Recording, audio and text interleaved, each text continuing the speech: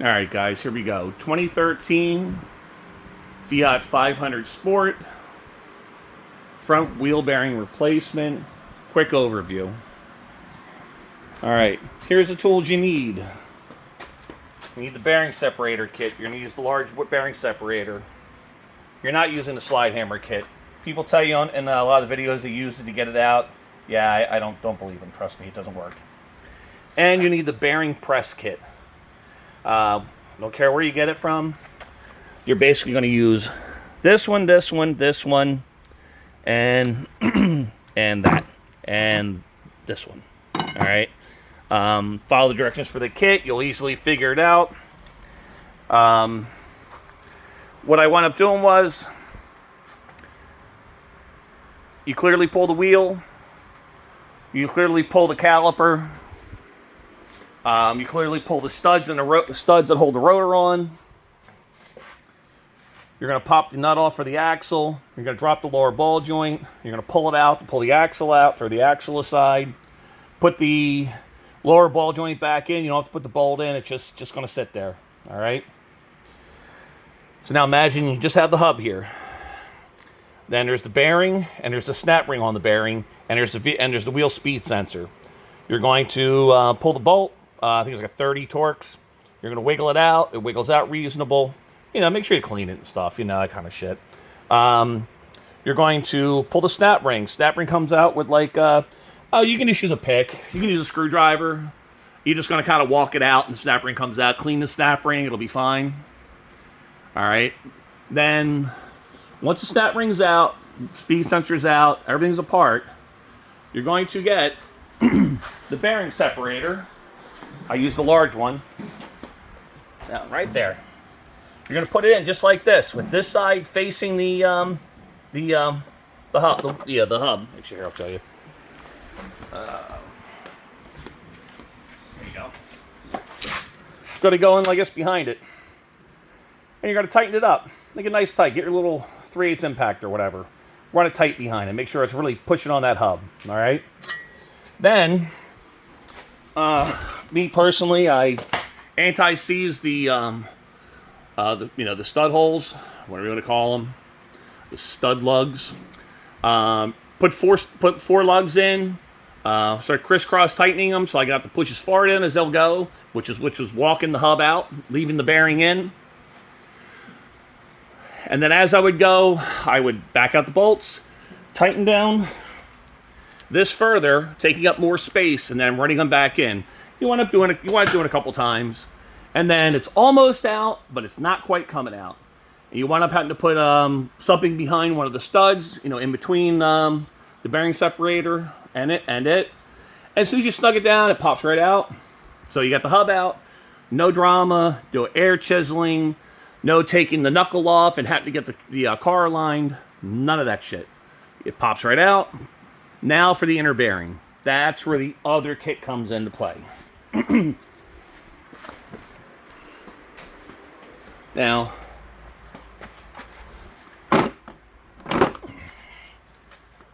this kit, you're simply going to follow the basic directions on it. You're going to put one of the things behind it, the bolt through it, in front of it.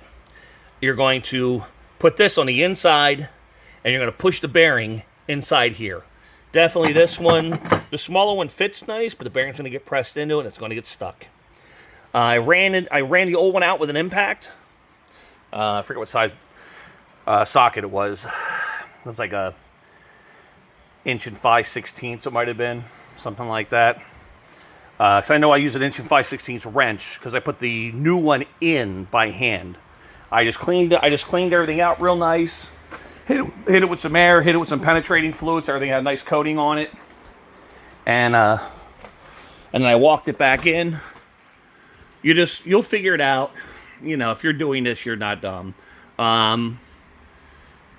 But you'll press the new bearing in. The only thing you have to remember, because of the vehicle speed sensor, you got to make sure you have the correct side of the bearing facing the correct way.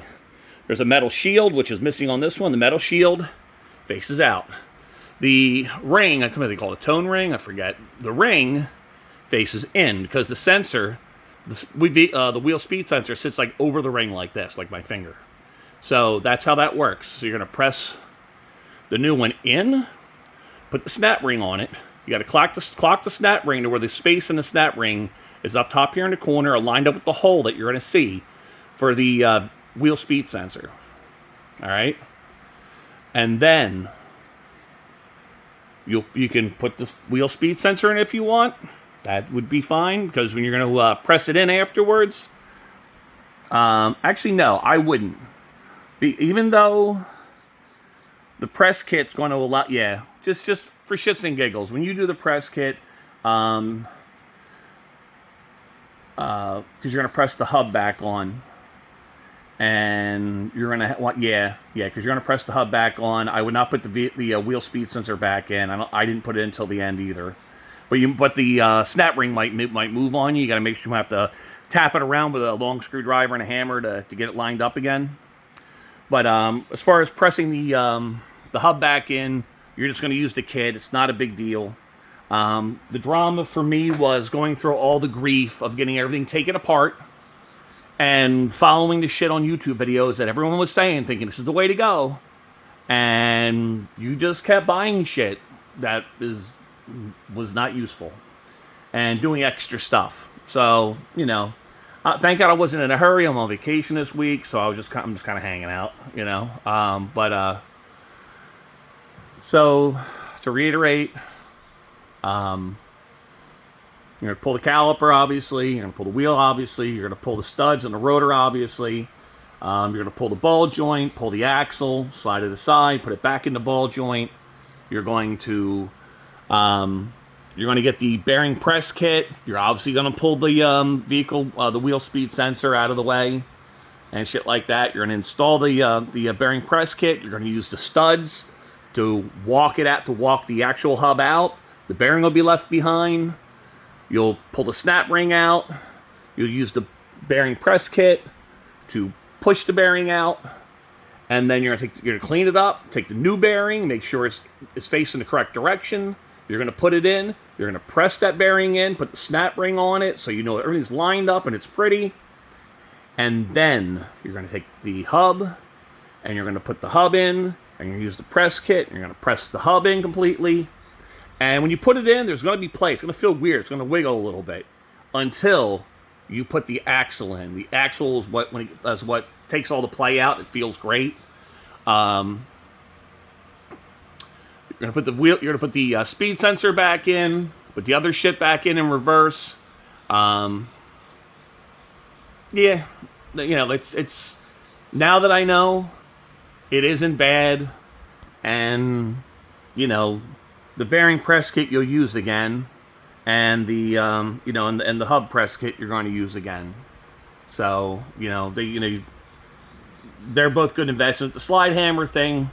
I feel like everyone owns slide hammer shit. I own more slide hammer junk for auto body stuff and from other kits I have. So, will I use that for anything ever again? I don't know, but whatever. All right, so, all right, I guess that's it. You have any questions? Put it in the comment section, obviously, and, hopefully this helps save you some time.